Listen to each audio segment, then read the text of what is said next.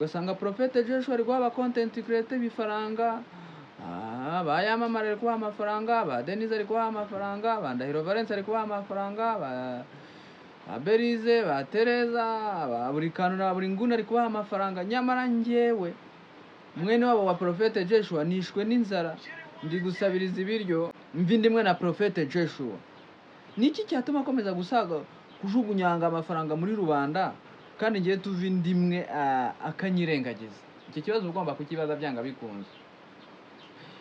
Impamvu ya mbere ni iyi ngiyi ikurikira: guhangana. Prophete Joshua afite abo bahanganye, afite ukuntu ashaka bamubona.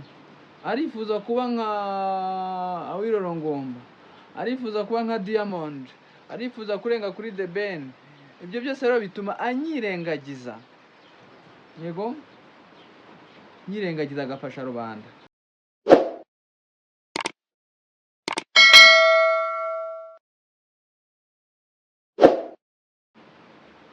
Ibihe byiza nshuti za Homeland 7 TV ndetse na Simbi TV dukunda kandi doza ku mutima. Ni nako bizaro nta impamvu nimwe atuma tutabikora. Njye nitwa Nshimyimana Simba, nk'ibisanzwe rero umunsi ku munsi tubategura inkuru zitandukanye, ubukungu ndetse na politiki. Ibyo byose kandi tukabikora kugira ngo tubereke ko tubitayeho. Ndashimira Tereza TV Show, ndashimira Mama Comedy, ndashimira Denise Empire kuko niba dufasha kugira ngo ibiganiro bibashe kubageraho 5 kuri 5. Abantu benshi bagiye bambaza impamvu tudaheruka gushyira ibiganiro ku rukuta rwacu, ariko uyu munsi ndagira ngo nyishyireho umucyo. Mu by'ukuri twaje kugira ikibazo cya monetization. YouTube channel yacu barayidemonetiza, bayambura uburyo bwo kubona amafaranga. Icyo gihe twahise ducika intege, bituma tubura uburyo bwo gukomeza kubagezaho ibiganiro, ariko mugerageze kutubabarira. Gusa uyu munsi ibintu bimeze neza, turi kugerageza gusubiza ibintu mu murongo. Nkaba nifuza ko nyine abantu bagaruka ku rukuta rwacu, bakongera bagasangiza inkuru zacu rubanda, bityo tukarushaho kwegerana. Yego, uyu munsi rero mfite ibintu 5 nshaka ko tuganiraho. Ibintu 5 bishobora gutuma umuntu wo mu muryango abantu bo mu muryango wawe batagufasha, nyamara abo mutonsi bere rimwe bakakwitaho kuruta abandi bose.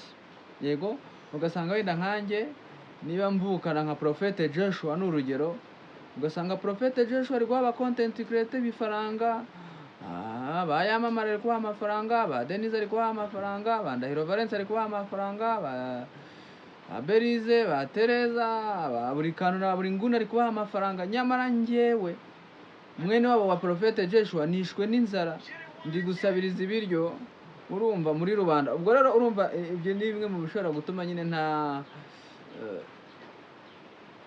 ukibaza ngo niba njyewe Simeo mvi ndimwe na Prophete Joshua, niki cyatuma akomeza gusaga kujugunyanga amafaranga muri rubanda kandi ngiye tuvi ndimwe akanyirengagiza? Iki kibazo ugomba kukibaza byanga bikunze. Impamvu ya mbere ni iyi ngiyi ikurikira: guhangana. Prophete Joshua afite abo bahanganye, afite ukuntu ashaka bamubona. Arifuza kuba nka Awilolo Ngomba, arifuza kuba nka Diamond, arifuza kurenga kuri The Ben. Ibyo byose rero bituma anyirengagiza, yego, nyirengagiza agafasha rubanda. Icyo ni icya mbere. Icya kabiri, icyubahiro. Mu by'ukuri impamvu nyamukuru ishobora gutuma Prophete Joshua mukuru wanjye ari gutanga amafaranga muri rubanda, nyamara njye neshwe n'inzara, ntacyo kurya ntacyo kunywa mfite, ndi gusabiriza, nta naho kurambika umusaya mfite, hari uguhiga icyubahiro.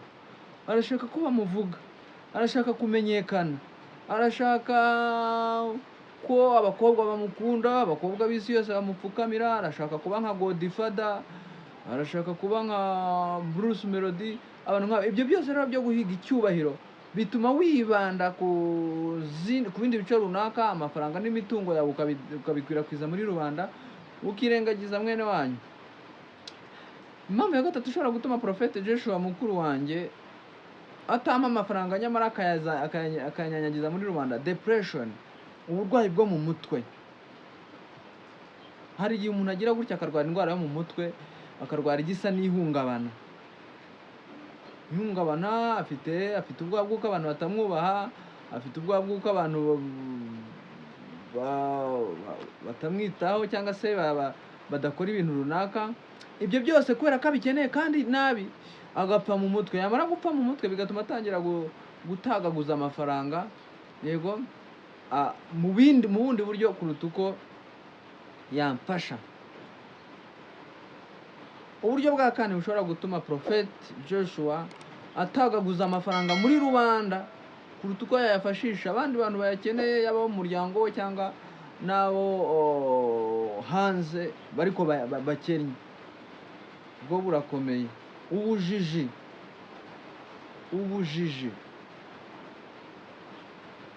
Abantu benshi ni injiji. Bafata amafaranga akayajugunya, akayakoresha mu buryo budahwitse. Umuntu ntiyize entrepreneurship, ntiyize economy, ntiyize investment. Ibyo byose rero ni bimwe mu bituma umuntu ashobora kugira gutya agaha amafaranga rubanda, nyamara ngiye twonse ibere rimwe akansiga. Uburyo bwa gatanu ari nabwo bwa bonus, uburyo bwa gatanu nabwo bwa bonus ni bwa gatandatu, mumbabarire, ni icyo nakita selfish cyangwa kwikunda. Abantu benshi mu miryango yacu barikunda, ntabwo bashaka kutwitaho, cyane cyane ko turi no mu bihe by'imperuka. Yego, kuba yikunda rero aba yumva adashaka ko umuntu wo mu muryango we amurengaho. Ugasanga Prophet Joshua nta muntu wo mu muryango n'umwe yaha n'igiceri cy'atanu, ahubwo ari kuyafata akayaha rubanda badafite n'aho bamwitaho, batanamukurikirana, batanamukunda yemwe. Ibyo byose rero ni bimwe mu bishobora gutuma nyine umuntu umwonsi ibere rimwe afata amafaranga akayaha rubanda, nyamara bakagusiga. Niba hari ikindi ukeka ko gishobora kuba gihari wacyandika muri comment, ariko iki ngiki nicyo twabonye. Nayobe ikiganiro nitwa Nshimiyimana Simeon, mugira amahoro aturuka ku Mana.